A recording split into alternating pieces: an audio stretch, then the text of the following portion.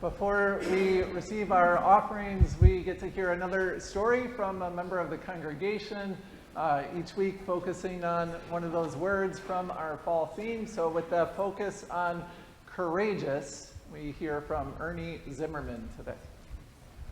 Morning. So I got a call from Pastor Jeff earlier this week.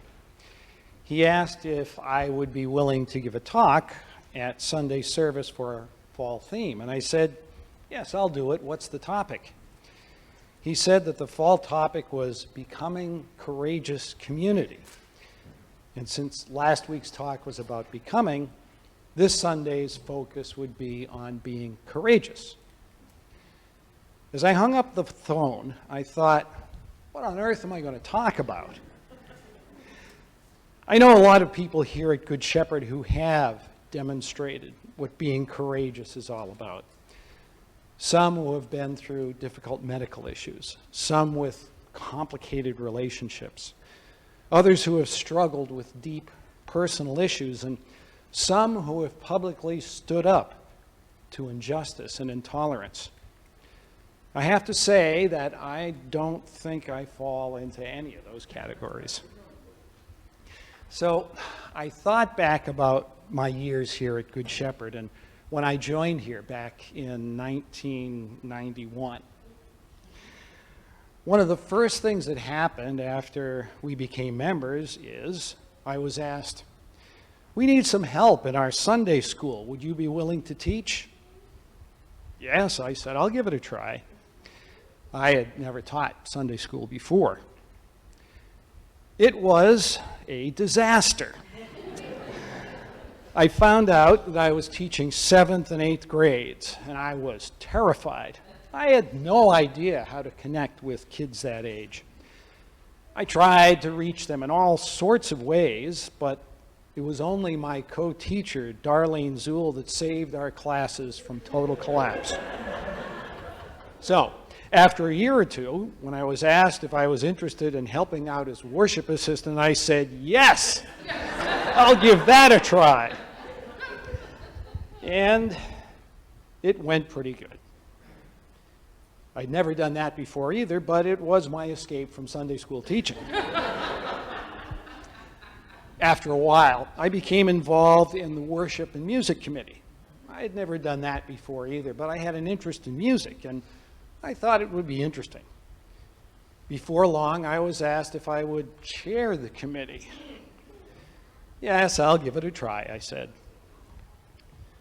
Well, a few years later, we came up with the idea of a contemporary service with a praise band. I was asked if I would sing in the band.